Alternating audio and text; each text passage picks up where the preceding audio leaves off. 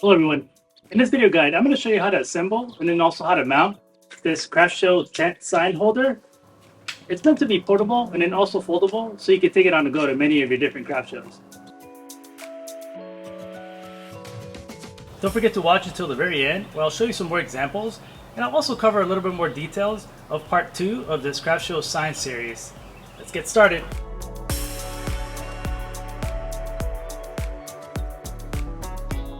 You will notice that this portable tent sign holder was specifically designed to fit on a standard 12 by 12 inch laser cutting bed, without a need for any special equipment and material to be sourced. We will begin with the assembly of the lower post piece. For this section, ensure to align strap holes as well as hinge shaft holes, and then 2 smaller pieces will go on the outside. I do recommend using wood glue for this assembly, as it provides a strong hold for an entire sign holder.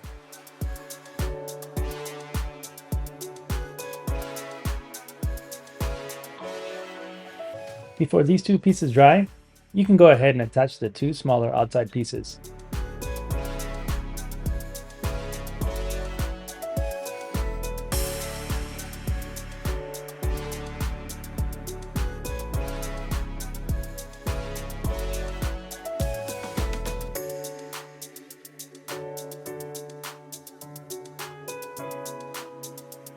I ended up using regular wood clamps to ensure all of these pieces wouldn't move while the glue was drying.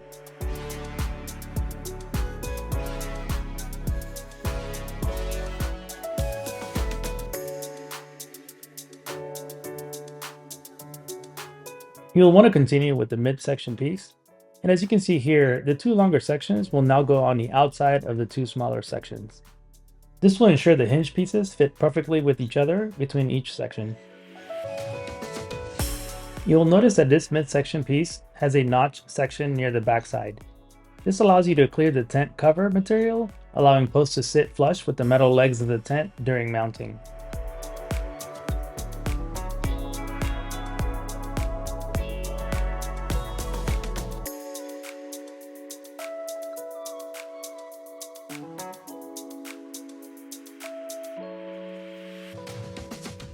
If this midsection is assembled correctly, you will notice this gap between these 2 hinge rings, allowing it to slide perfectly on the outside of the lower post hinge.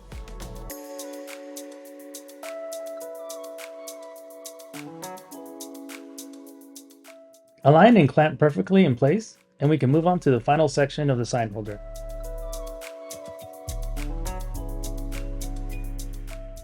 This section will assemble similarly to the lower post section, which will have the longer hinge ring pieces on the inside.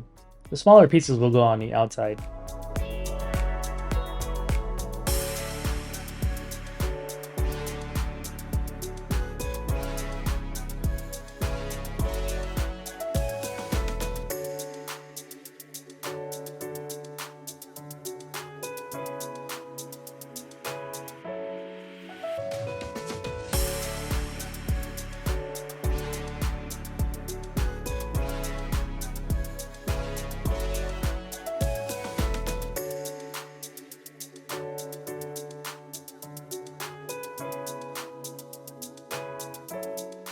Once all 3 sections are assembled and drying, you can assemble the 2 hinge shafts. These components easily fit together by intersecting in a perpendicular pattern.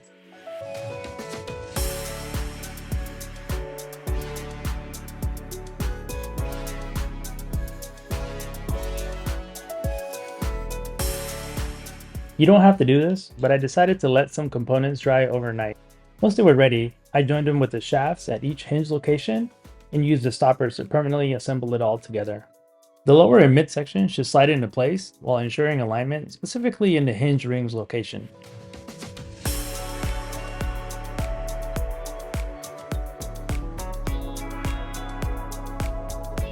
You will slide in a shaft and shaft stopper, as you see here, into the hinge ring area. It's okay if this process gets messy, since it will not interfere with the rotation of each section. You can flip these pieces over and continue with the shaft stopper on the other side.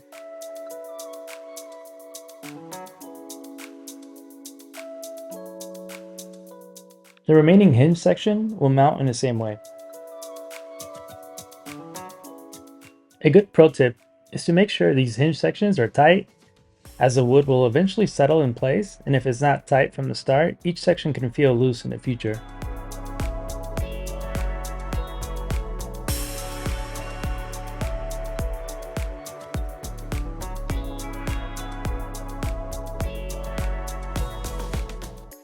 For the actual sign holder chain, I use a light duty type from Amazon, but feel free to use something that matches the look you are going for. I also use light duty screw eye hooks, and I do recommend to drill pilot holes first before screwing in place. For a 12-inch circular sign, just like the one I have on this video, you'll want to have them spaced out 4 to 6 inches away from each other, but for larger rectangular sign designs, you will want them to be more spread out. As you can see here, this kit was designed to also use a hinge key lock for extra protection and portability. For the tent leg straps, I use a standard Velcro strap making kit from Amazon. You can use whatever works for you also. I ran with zip ties for an entire year before upgrading to this. Adjust strap length as necessary depending on your application. When mounting it to a tent, you can temporarily attach it to the post and make height adjustments before fully tightening each strap.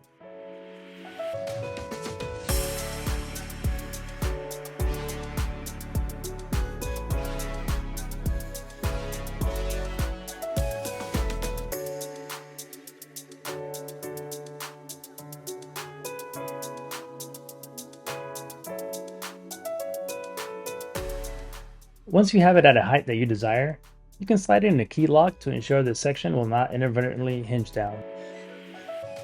You can then fully tighten in place and attach sign using the same hooks you used on the sign holder. A good pro tip is to ensure hooks are slightly closed to prevent sign from accidentally sliding off chains while it's in windy conditions. You are ready to enjoy a really neat, cost-friendly, and functional DIY sign holder.